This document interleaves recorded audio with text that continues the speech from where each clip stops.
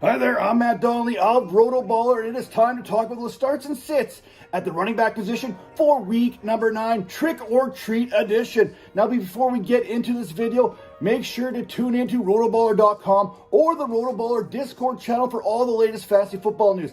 I'm recording this video on Monday. Plenty can happen between now and Sunday's kickoffs. Now let's talk about those starts and sits, starting with Jonathan Taylor versus the Carolina Panthers. While both Taylor and Moss seem to still be splitting carries and touches 50-50 there, you don't need much volume to produce against this Carolina Panthers run defense. This defense is allowing more than 33 fantasy points per game to the running back position. Carolina, they are also allowing 139.4 yards per game on the ground. And over the last 3 weeks, that has actually increased to 143.7 per contest. To the Panthers' credit, they did hold Devin Singletary and Dameon Pierce to 76 yards on 22 carries, but Taylor and Moss, they ain't Pierce and Singletary, don't get it confused. Taylor's usage last week was somewhat puzzling, as all 12 of his carries and 95 yards, it came in the first half. Perhaps this is something that we need to be monitoring throughout the week. Now, Taylor did, however, finish with a 59% route participation, and if Taylor is somewhat limited, you can expect that Zach Moss, he becomes a must-start based on the numbers that we've seen and based on what Zach Moss has done this year. Let's stick with this Carolina Panthers-Indianapolis Colts game.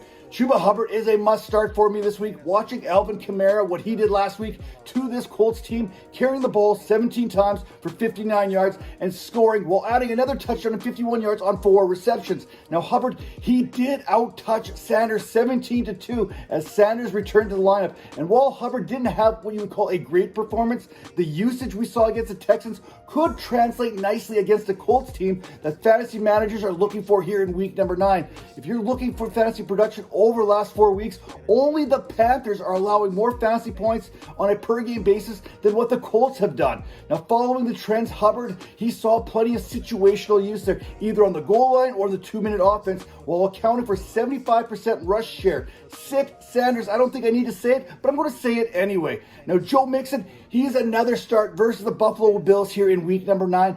Don't look now, but Mixon, he's going from those nasty rocket candies to a bag of potato chips and more after 110 yards total and a touchdown against the 49ers team that many are considering one of the top 3 defensive units in the National Football League. Many have pointed out Mixon's early season struggles as they seem to coincide with Joe Burrow's calf injury. Well, guess what? Burrow, he looked plenty healthy to me last week, so fire up Joe Mixon against the Bills on Sunday Night Football. With the loss of Matt Milano, no one can defend opposing backs on this Buffalo Bills team. In the last 4 weeks, the Bills are allowing nearly 28 fantasy points per game to the position. Even last week, Rachaad White had 109 total yards on 16 touches, with 70 of those yards coming on 7 receptions. So expect Mixon to be involved heavily in the passing game this week. Bonus time, how about a sleeper running back? Darrell Henderson versus Green Bay. The Packers have allowed 4 rushing touchdowns and 369 yards on the ground in the last 4 weeks.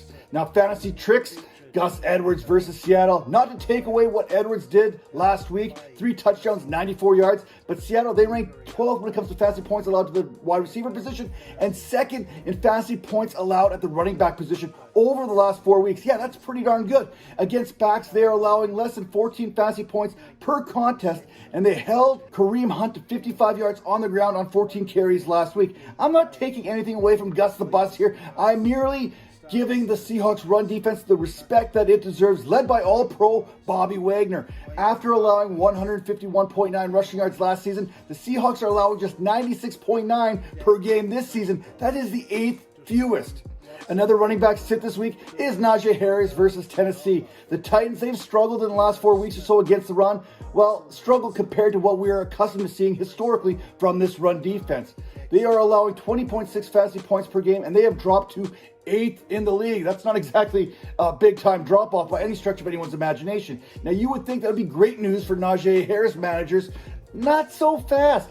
Harris had just 31 yards on 12 carries against the Jaguars last week. His production, it came from 5 catches and 42 yards. Perfect. Harris is going to catch passes. Again, not so fast. Pickett exited last week with a rib injury, and on a short turnaround, I'm not expecting him to play. And the Titans, well, they've allowed the fewest receptions and receiving yards to backs this season. And finally, I'm also sitting Aaron Jones versus the Los Angeles Rams. Yes, I have lost all faith in this Packers offense. Even my guy, Aaron Jones, who saw just 11 touches last week. This week, he faces a Rams defense that ranks top 10 when it comes to fantasy points allowed to the running back position over the last 4 weeks, and they sit 6th on the season, allowing less than 17 fantasy points per game. Maybe the most damning stat of them all from week number 8 is the fact that A.J. Dillon, yes, A.J. Dillon, outsnapped Jones 33-30. After watching this Matt LaFleur offense operate over the last 8 weeks, it's pretty easy to see why Aaron Rodgers was out there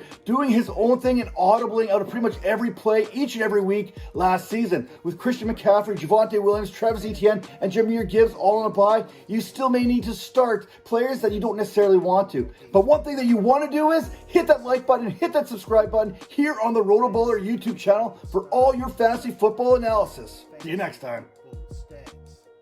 Fantasy football tips, fantasy football trade analyzer, fantasy football week 9 start sit, featured NFL football players, how to play fantasy football, injury updates, NFL fantasy football, NFL player updates.